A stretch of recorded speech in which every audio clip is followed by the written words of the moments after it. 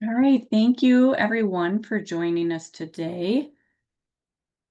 We will get started with our webinar on summer safety tips for caregivers. Perfect timing for this as everyone is in full swing for summer.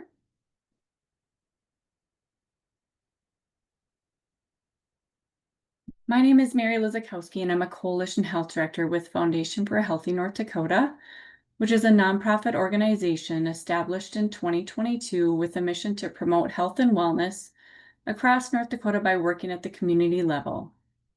We continue to expand our statewide coalition to foster collaboration among local communities on common initiatives, and by becoming a member of the coalition, you'll be the first to receive information about educational opportunities like this one, updates on relevant public health information, legislative news, as well as digital access to digital advocacy resources and toolkits.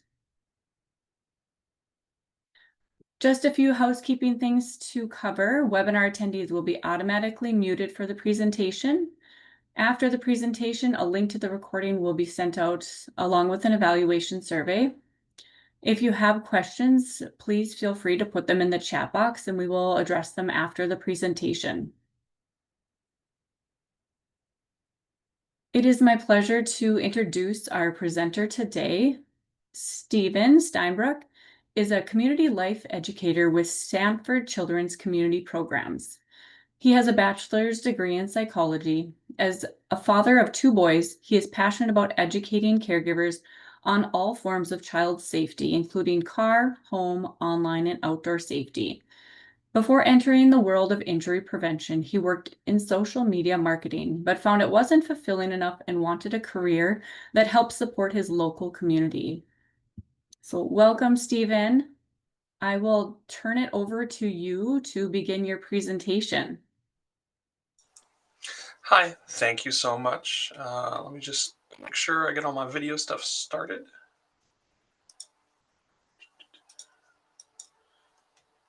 All right. Looks We good. good? All right. So first, I wanted to thank everyone for coming in today and listening to my little speech. My hope here is for 3 things. One, for people to learn something new or in terms of safety, or maybe kind of solidify what you've already been doing in terms of safety with children and be like, oh, I am doing it right. That's good. And then the final reason is to kind of give the why. More like, it's easy for me to tell you, hey, do this, but it's always better to have the why behind it. You know, why do we do this? Why this particular tip? So for the first major why, we're currently in the middle of what they like to call trauma season. It's known as 100 Deadliest Days of Summer, 100 Days of Summer. And what we found for trauma season is that it is a period between Memorial Day and Labor Day where unintentional injuries for children between the ages of 0 and 15 just tend to rise. Going to the why, there's a statistic from 2021 to 2022 where there was 4,320 unintentional injury deaths for children ages 0 to 14, but 41% of those deaths occurred during trauma season. So during the 100 days, a majority of fatal traumas occurred during that season. And that doesn't take into consideration just injuries and traumas in general that weren't fatal. And they found that for children ages less than 1, it was motor vehicle incidents that were the biggest cause. But for children's 1 to 4, drownings were the number 1 fatality for that age group. And then between ages 5 and 14, it was drowning as well as other land transport issues like ATVs and things like that. So that's the why we're talking about summer safety and the specific things that go along with it. So in the presentation, I'm going to go over water safety, so pools and lakes and boat safety, bike safety. It's going to mostly be around helmets, but also awareness, especially if we live in more metro areas like Fargo and things like that. Park safety, talk about park equipment, supervision. We'll go over heat related safety, which is heat stroke, which is the major one, vehicle heat stroke, hydration, and skincare. It's more of like a preventative things that go along with heat stroke. We'll talk about a little bit about fireworks, a little bit about grilling safety. Um, Now, there are two key points that I want to emphasize during all of this, and they are caregiver involvement is like the biggest thing. Being active in watching your children, making sure that everything's okay, um, setting ground rules when it comes to safety, when it comes to water, bike, any kind of safety. And another major thing is children. You can tell a child to do something 100 times and they won't do it, but if you show children how certain things are done, they tend to pick up on it better and will do it. So the big thing is lead by example. So when we talk about helmets, wear a helmet. When we talk about life jackets, the parent wearing the life jacket helps. So we're going to move on. First one is we're going to talk about water safety. So we'll go over pool safety, open water, lake safety. Open water covers like a lot of the retention pools and stuff that might be around cities. And we'll also talk about boating safety. The one thing about this particular section is that a lot of the stuff will overlap. A lot of the safety tips are going to overlap. So pool and open water and boating all tend to kind of have the same feel, but each one has a couple of specific things that might make it a little bit just for that one specific area. So we're going to go on to pool safety. So we, again, as you saw from the first slide, um, pool safety and drownings in general was the biggest um, uh, danger for children between the ages of 1 and 4. In 2020, about 340 children drowned, but that figure actually rose as well in 2021. Unfortunately, that's the earliest statistics I have. Children, again, 5 and under were the most vulnerable. That age group represents 75% of all the drowning deaths and 77% of all non-fatal injuries. So the 1 to 4 range. So how do we help prevent drownings and pool-related incidents? The first and foremost is fencing. I know in this area we have a lot of, in Fargo especially, we have a lot of above ground pools, so it's a little bit harder, but there are fencing options for those, and fencing is the biggest way to prevent accidental drownings. Um, all sided, 4-sided, 5-sided, how many, and then with self latching gates. A study found that the majority of drownings didn't have fencing around their pools, and they figured, and about 50% of those drownings could have been prevented with just simple fencing. And the reason for that is the most of the drownings happen during non-water times. So the child wandered into the pool area, fell in, there was no one around to notice, it happened. Um, Most children drown in swimming pools at home. There's also, for younger children, for infants, we have make sure that there's no buckets of water lying around, especially toddlers. Make sure, during bath time, watch children during bath time. And as children get older, the likelihood of them having drowning incidents in open water increases. Obviously, as kids get older, they're going to go to lakes and rivers and all that stuff. Um, Another major point is put away distractors. So when you're watching your children, and this goes back to the active supervision, active parenting, put away distractors. So when you're watching your kids, no books, no phones, talking. I know it's difficult and it's hard, but it's one of the biggest things to prevent incidents. Another key factor: teach your children to swim. And I know that teaching children to swim can be difficult. Every child is different.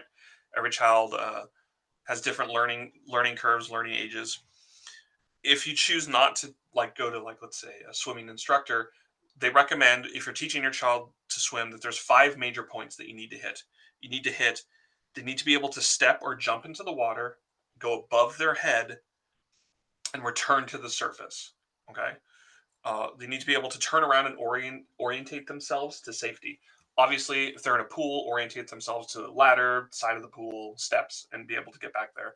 For rivers and boating, it's even more important that they understand that they need to find, like if they happen to fall off the dock, be able to find their way back to the dock. If they fall off the boat, be able to find their way back to the boat or some kind of flotation device that might have been thrown in to help. Um, be able to float and tread water. Again, it's important to just be able to kind of get your bearings, find help, look for help. And then being able to combine forward motion, so forward swimming and breathing, because obviously you don't want your children to run out of breath while they're swimming, because that's going to cause issues. And then finally, just be able to safely exit the water, whether it be a ladder, climb up on a dock, get help getting back into a boat, or using a flotation device. With that, the buddy swim system is also a great way. For younger children, we recommend buddy swim with an adult or the caregiver, right? As the kids get older, you start getting into your teenage years and stuff. Buddy swimming with someone else who's equally a good swimmer is a great way to do it that way. If anyone gets in trouble, there's another person there to help and actively seek help. Another huge thing, CPR is very important. Um, every adult should learn CPR, and even older children, when they start getting into their teenage years, should learn CPR. CPR is one of the best ways to help increase the likelihood of someone surviving a drowning when performing CPR up until any kind of emergency response gets there. And then the final thing we have is what we call the water watcher. It's something that we promote that's pretty helpful. What it is it basically you designate a specific adult to be the water watcher. To their goal, their job is to only watch the pool and watch for children. They put away all distractors. They don't talk to them. They just watch the pool. And we recommend doing it, especially at pool parties and big events where there's a bunch of different people hanging around. You could do that and then have them do it for 15, 20 minutes and then switch it off to someone else. And then kind of that way everyone knows that there is someone actively watching the children. And so that's one of a big thing. I actually have a video on that. Hopefully it works. Oh, skipping ahead. There we go. Hopefully it's not too quiet. This is Gary on the street in a pool, and we're asking parents, what's their kid's favorite thing to do in the water? Jumping in the pool, splashing, gymnastic tricks, cannonballs. Just going underneath the water to see how long he can hold his breath. Do you ever worry about your kids around water? Oh, all the time. Oh, very much, yeah. Definitely, yes, especially when there's other kids around.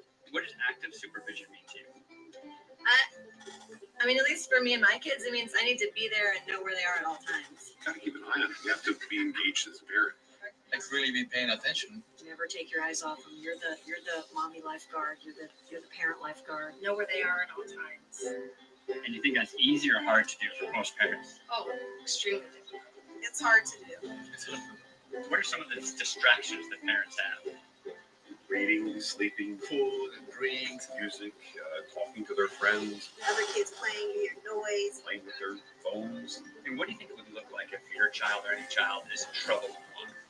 Wow. I think there's a lot of splashing going on.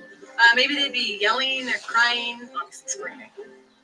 Would it surprise you to know that a lot of kids, when they're in trouble, are actually very silent and they might not be flailing or splashing around? Yeah, that would surprise me too. Yeah, that's the opposite of what I would have thought. It's horrifying to know that is what happens. Have you ever heard of a water watcher card? No, I haven't. No. A water watcher is a card that you can give to an adult, and they will know that it's their job to keep their eyes on the pool and on the kids at all times. And then after a certain amount of time, they can give it to another adult who will then be in charge of watching the pool. Do you think that's a good idea? Oh, I think it's great. It's an amazing idea. Oh, yes, that's awesome. That way we'd know for sure that someone was keeping an eye on the kids. So where would you get one of these water watchers? I don't know. That's a good question. I don't know. Why don't you tell me where I could get one?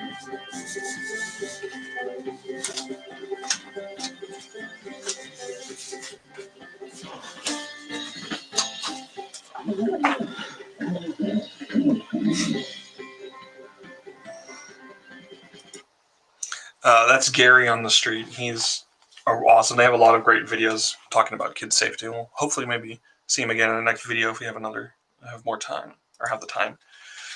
So we're going to switch over to lake safety. Again, this is kind of just in the same realm as pool safety. Obviously, it's going to have its own unique challenges. Again, we recommend the water watcher. Have someone, especially if you're playing around the docks and kids are running around and swimming around the dock areas. Water watcher again, learn to swim, making sure that you hit those 5 points of being able to get their head out of water, being able to tread water, find their way around. Buddy swimming, again, another important one. For younger children, we recommend an adult caregiver. For older kids, they can work with each other.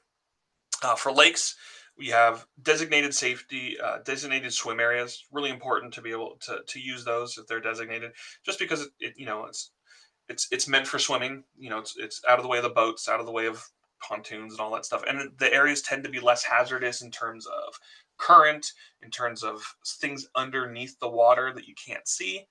Um, and then we also recommend for kids who are weak swimmers or who are just non-swimmers who don't know how to swim, that they use personal flotation devices while they're around the water and docks, just in case they do happen to fall in. Um, we, by that we mean life jackets.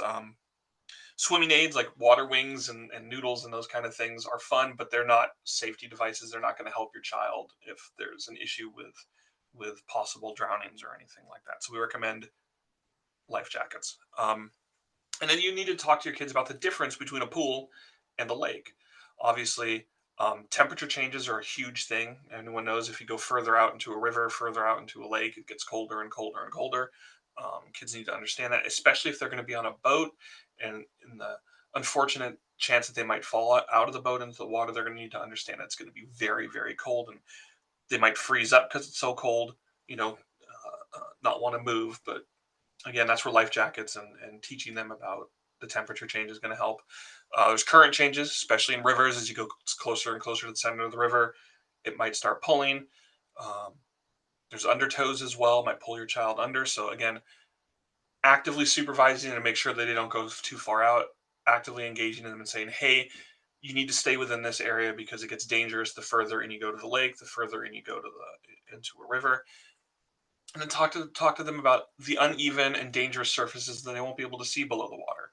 You might have holes, big areas where they could fall in. You might have debris under there where they could hurt themselves, their feet. There might be trash and things from previous people that might be under the water that they could step on. So having them understand that and know that those are all different issues that they could find under the water. And again, we'll go on to boat safety.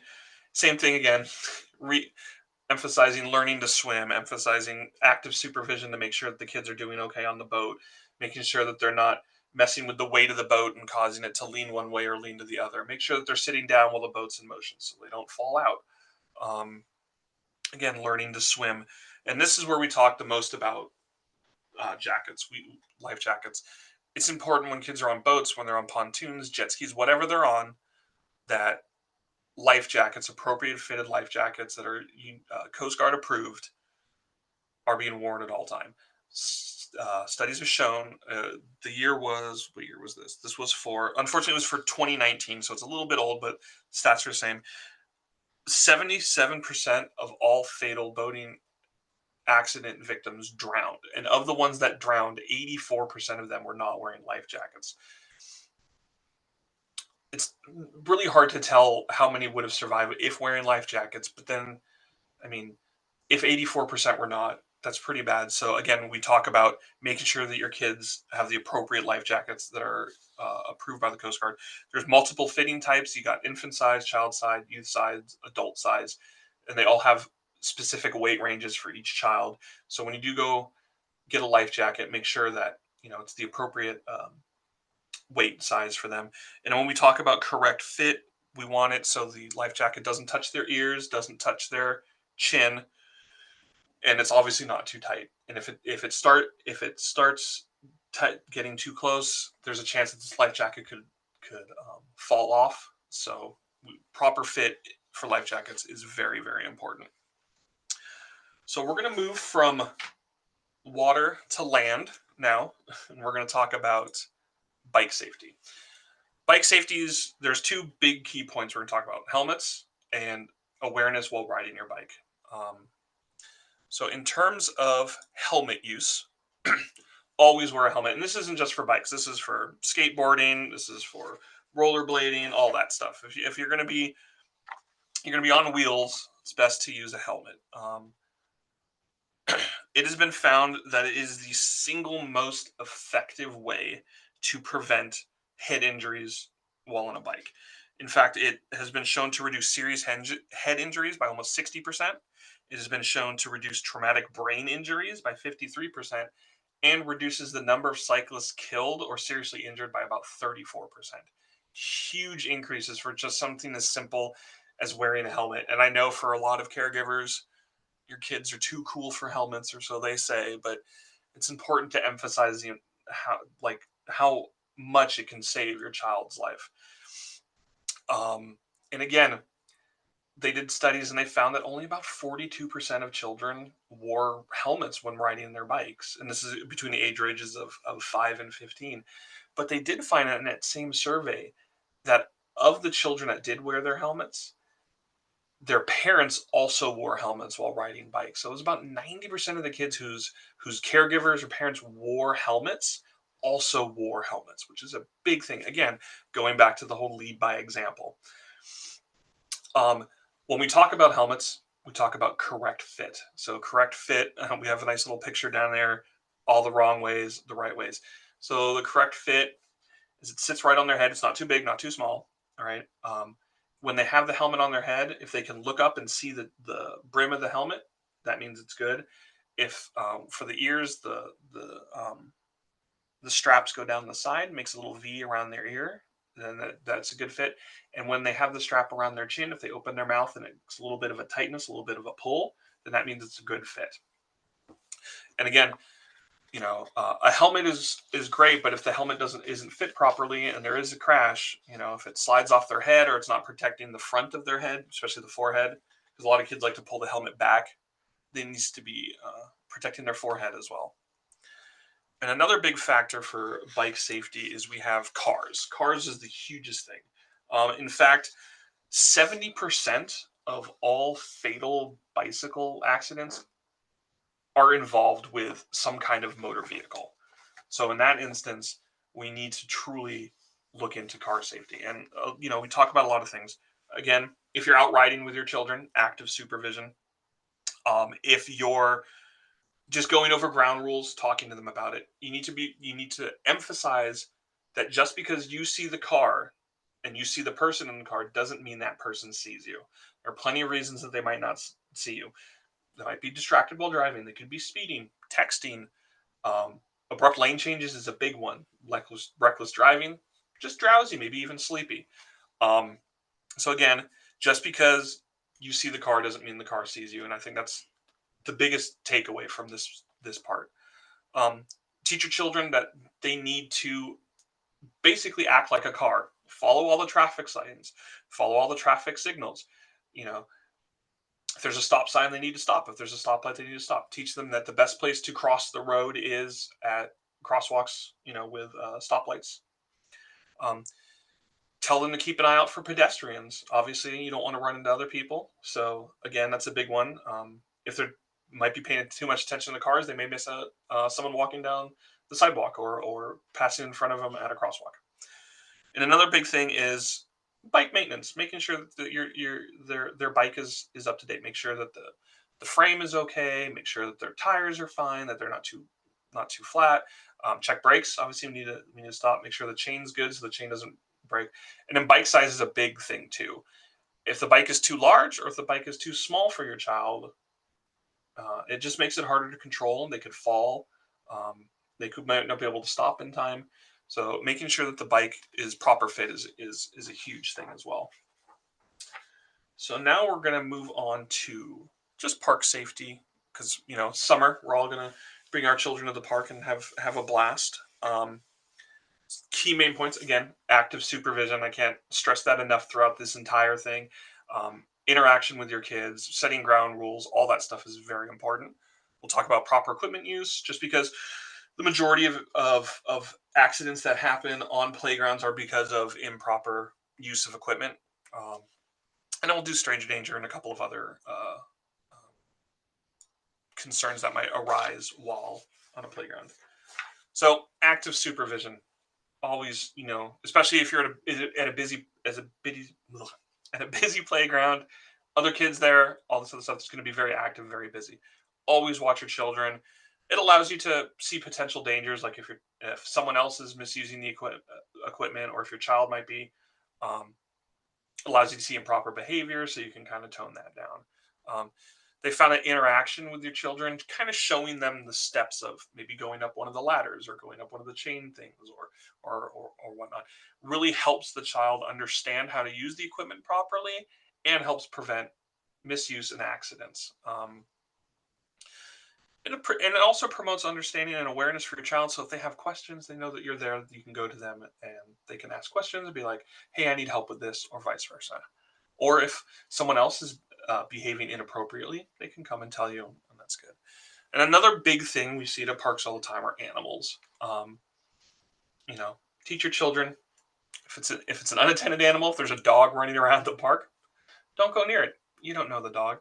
And even if the dog is with someone or on a leash, don't allow your child to just go up and pet them. They need to ask permission to make sure, because you don't know how that dog might react to a child running up into their face and sticking their hand in their face, or trying to pet them someplace that the dog might not like. So always teach your children to ask permission beforehand. And if the caregiver of the pet says no, then it's a no. And a big thing is to understand that no matter how sweet a dog might look, no matter how much, happy and jumpy and whatever, all dogs can bite. You never know what might trigger a dog bite, so you always need to be careful around animals. Next, we're going to talk about playground equipment. Sorry, slide wasn't working. So a couple overviews. Always check for heat, especially if it's a playground with metal slides, metal stairs, chains, all that stuff. Contact burns can happen quickly. They're extremely painful. You have to go to the ER for them. So just check that. On the same thing, check for wetness. We get a lot of summer rain. Make sure that slides are okay, staircases, stairways going up, chains and stuff aren't slippery, so your child doesn't fall and hurt themselves.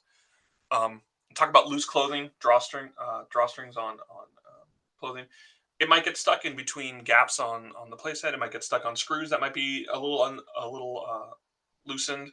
So just, again, be careful with that. And proper use of equipment. So slides, feet first, one at a time. Don't climb up slides.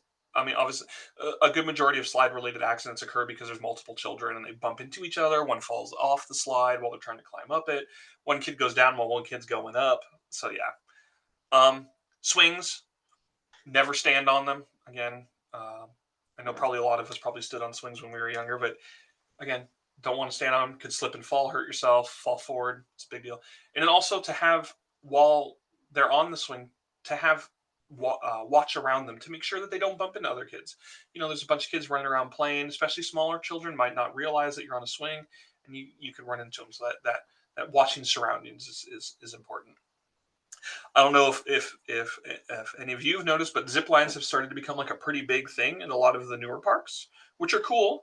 But there's a couple of things that go along with zip lines that can make it a little bit challenging for younger children.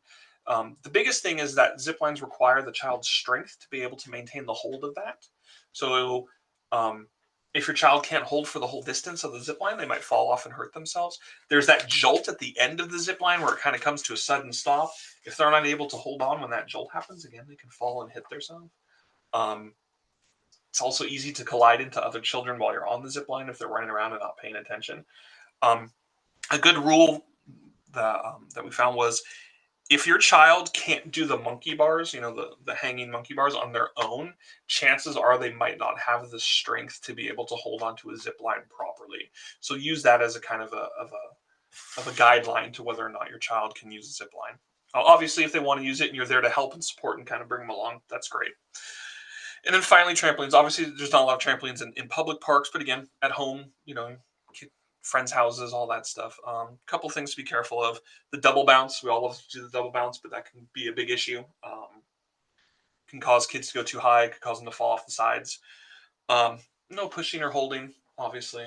Teach your kids appropriate trampoline behavior. Edge of the trampolines can be dangerous. A lot of the newer ones kind of have put in a lot of safety features to prevent people from falling in where the springs and stuff are. But again, it's always important to look and see, especially, and a lot of the newer ones now have fencing or netting around it, which is awesome. Helps prevent kids from falling out. And then trampolines do wear out with time, especially if they're sitting out in the weather, and you got your snow, and then you get to hot and everything. So you always should make sure that the material is good and can support the weight. And again, like I said before, caregiver attention, caregiver interaction, making sure that the kids are behaving properly. So then we're going to go to just other things that might come up, or other little kind of overall safety tips. Stranger danger. I'm pretty sure most people have most caregivers have given the talk about no talking to strangers. As a caregiver, the best way to prevent that, to prevent anything like that, is obviously, again, active participation, active supervision. They're watching them. Kids playing in groups is another great way of making sure that they're safe. Teaching children general playground etiquette. Never push or shove. Take turns on slides and on swings and all that stuff. Teach them not to leave toys, backpacks, their bikes lying around, because you don't want tripping hazards for other people. And as for caregivers, not to go down slides with their child, just because slides weren't made for adults; they're made for children. That's why most playgrounds have age ranges. During the summer, it gets hot. Staying hydrated is important. Make sure your kids get plenty of water. And sunscreen. Sunscreen is huge. Simple thing to do. Just right before you go outside, lather on some sunscreen, and it helps. That helps with hydration, and it helps with sunburn. So with hydration and sunscreen talked about, we're going to move on to heat-related safety. So obviously during the summer, it gets super hot. So there's a few things that we need to watch out for during the summer in terms of heat. So we're going to talk about heat stroke, which is going to be the biggest thing. And heat stroke goes hand in hand with hydration and goes hand in hand with skincare during the summer. So for heat stroke is just your body overheating, especially with children. It's a lot easier for it to happen. Heat stroke is a big deal.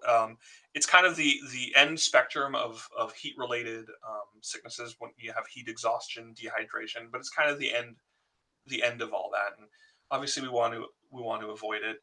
It can cause organ damage to your kidneys and liver. It's a big deal. And excessive sweating and dehydration is the leading cause. So, as well as physical activity. Obviously, kids are going to be outside running around having fun, but that exerts, that uses energy, that causes sweating. They lose hydration. So, best preventions for that: sunscreen helps prevent sunburn, and sunburn has an issue causing it. It actually makes it harder for us to sweat properly, keep our temperature even.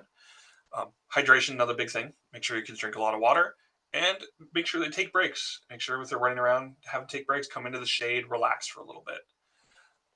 Now, heat stroke goes hand in hand with vehicular heat stroke issues that we see. Since 1998, more than 1,000 children have died due to vehicular heat stroke, and that's just kids waiting in the car. It's about 37-ish kids a year, and the majority of those are parents and caregivers just forgetting that their kid's in the car. They just forget. It can, or, they run into the store, say, hey, I'll be 10 minutes.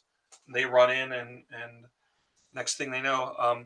So the reason behind that is because obviously car sitting in the sun acts like an oven, kind of amplifies the heat.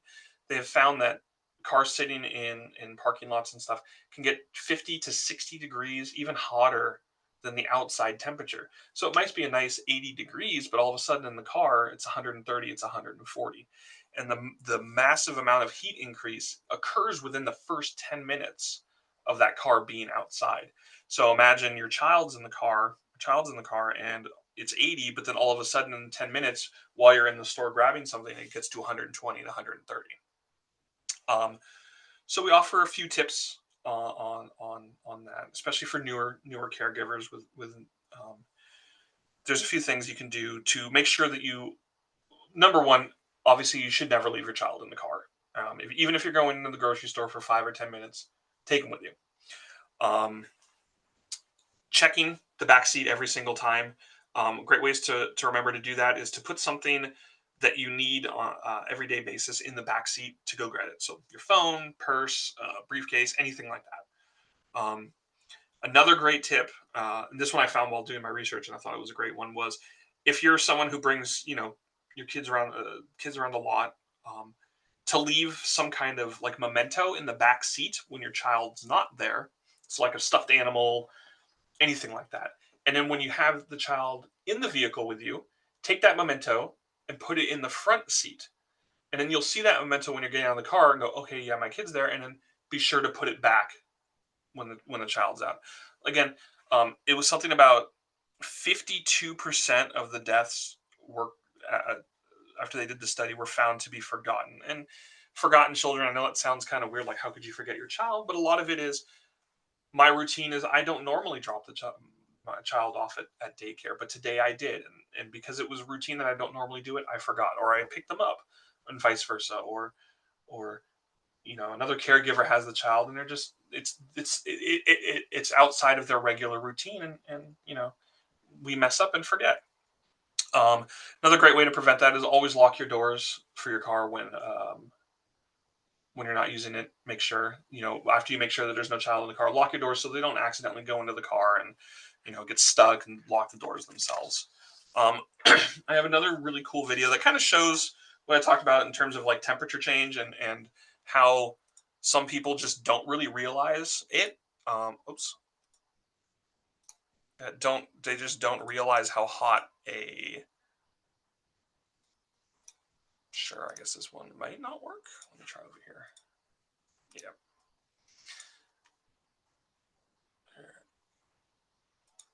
Sorry about that. There you go. We're here in the National Mall in Washington, D.C., and we have a thermometer that measures the temperature outside and the temperature inside of a car. It's 84, as you can see outside. What temperature do you think is inside? 92. 102. 96 degrees. 95. About 110. Okay, let's check it out.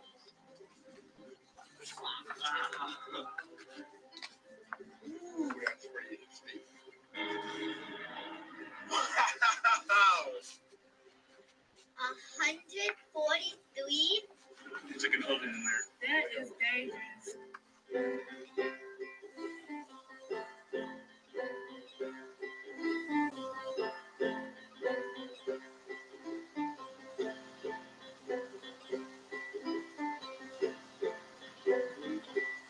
To learn more, visit safekids.org. Again, another good video to kind of go over what we talked about how easy it is for those cars to get overheated. We'll go over quickly on hydration and how important it is. Again, replaces fluids lost while we're sweating, and sweating is the way the body helps maintain its temperature and stays cool during summer. Helps keep energy levels up, help prevent against fatigue, helps against heat-related illness. So you have your heat stroke, but prior to heat stroke, you get your heat cramps, your heat exhaustion. Again, those are painful things. Your muscles start hurting, kids start getting weary and complaining about aches and pains. And then again, be an example. If you want your kid to drink water, you should drink water. Not only is it good for you, but then your child will see it and they'll, okay, I'll drink water. Best time. And then again, when I mentioned earlier about breaks, great time to rehydrate. Skincare, again, sunscreen, one of the best. Helps prevent against sunburn. Sunburn, again,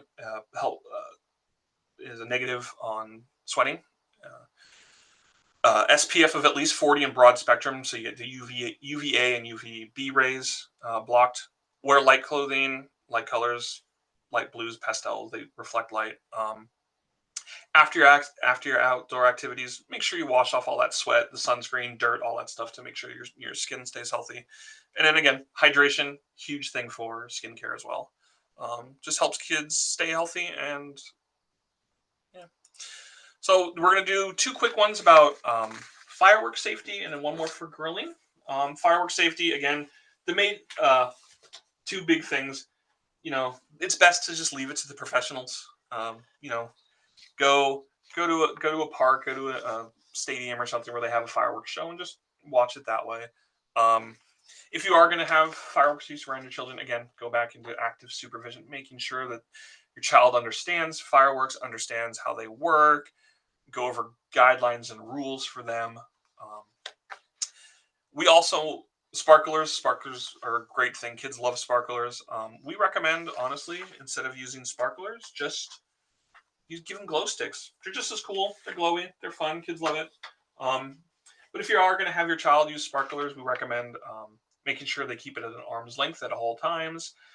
They're very dangerous. Sparklers, unfortunately, they can go up to 1,200 degrees to 2,000 degrees.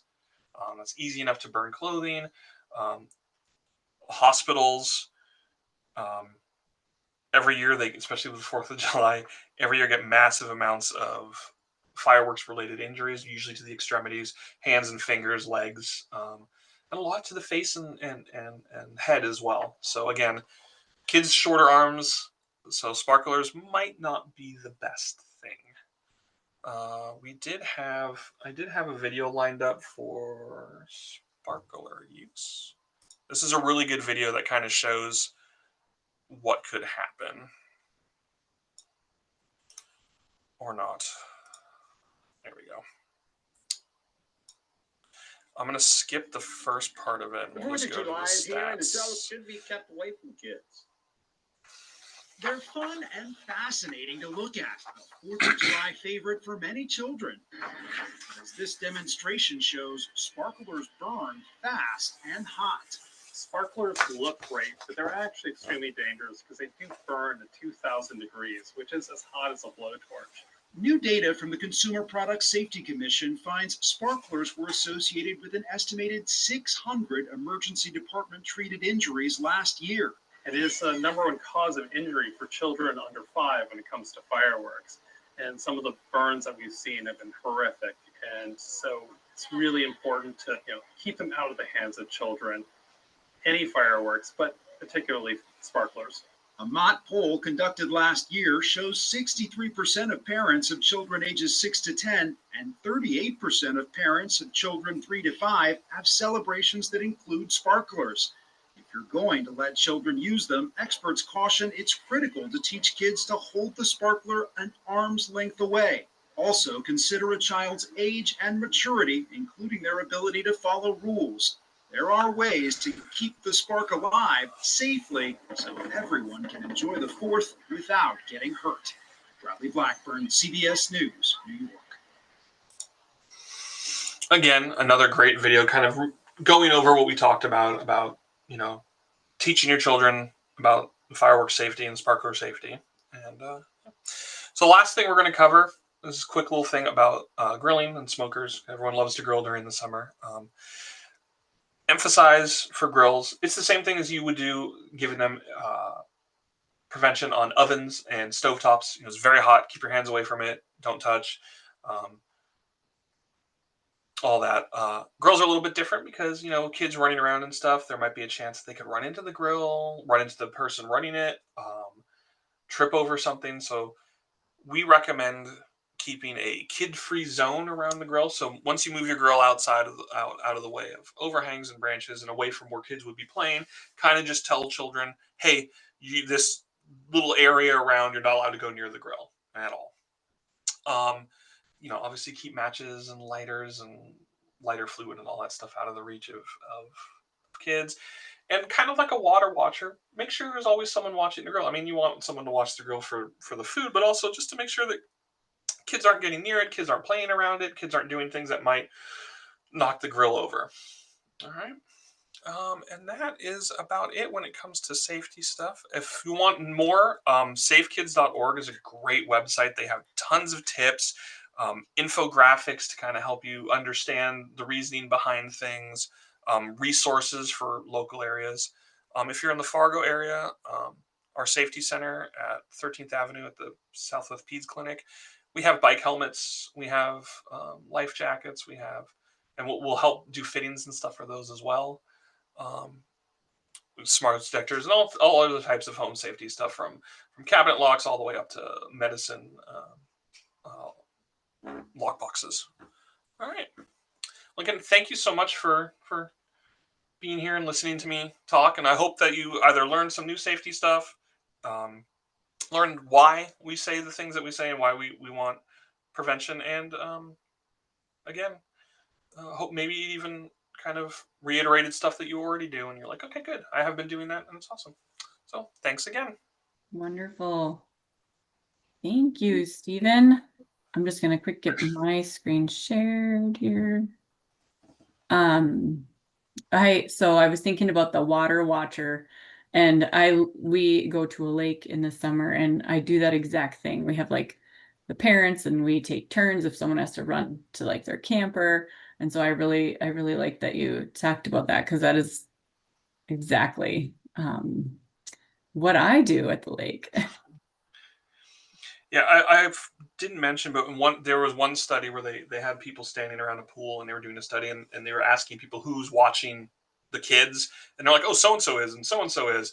But at the end, when they tallied it, apparently no one was actively watching at any point, and it kind of freaked everyone out. So it was that whole, people assume someone else is doing it when they're not. So Yeah, absolutely. And then also I am so glad you covered the information on the supports that you guys have, like the life jackets and the helmets, because I have actually used your services and gotten life jackets that fit the kids, or helmets. So that is awesome. Oh, and we do have a question, or as we move into questions, thank you, Steve, for being here. And and I do have a QR code. I forgot to mention that is up on the screen, and we have a question that came in. So are those items available for free to families in need? So I'm assuming we're talking about maybe the helmets and the life jackets and some of those other items. So if you want to come into the store, we do have a few programs and a few grants and stuff that let us do that. So if there is a financial need, you know, we're not going to sit there and ask for your finances and all the other stuff. We're not going to do that. But usually, like if someone has some kind of public assistance like WIC and stuff like that, that's usually good enough for us, and we can find a way to either give it to them at a reduced cost, or we do have a couple of grants that can help people if they do have need, and they're like, hey, my kid, we do helmet donations all the time where we give away free helmets and stuff, and we have a nice access to helmets, so it shouldn't be an issue really. If they do need it, they have children that need helmets or life jackets, we can definitely find a way to help with that. Awesome. And I know Safe Kids and Sanford's Children's, you guys are at a lot of the community events, not just Yes. here in the Fargo area, but Grand Forks and out in, I think, is it Minot, some of your different chapters. So visit those booths, because that you usually have some really awesome resources to give out. All right, let's see. I don't see any other questions coming in. I also just want to comment on that car thermometer. That, like, I know it heats up, but that was really kind of shocking to me, that how quick it heated up. So thank you for that video. That was really just interesting, and just is like how fast things can happen. So thanks for sharing that. All right. Well, I don't think there's any other questions that are coming in. So we can maybe wrap up a smidge early. So thank you again, Steven, for being here, and to all who could attend the webinar. To stay connected with us, you can follow Healthy NODAC on Facebook, Instagram, Twitter, and Foundation for Healthy North Dakota on LinkedIn. Also, to join the coalition, you can visit the link to stay aware of future webinars and updates on the foundation. There's another opportunity to scan the QR code. And thank you again. And we can send some of these resources that are on Steven's last slide out with the wrap up email. So thanks again, and have a good week, everyone. Thank you for having me. Appreciate it.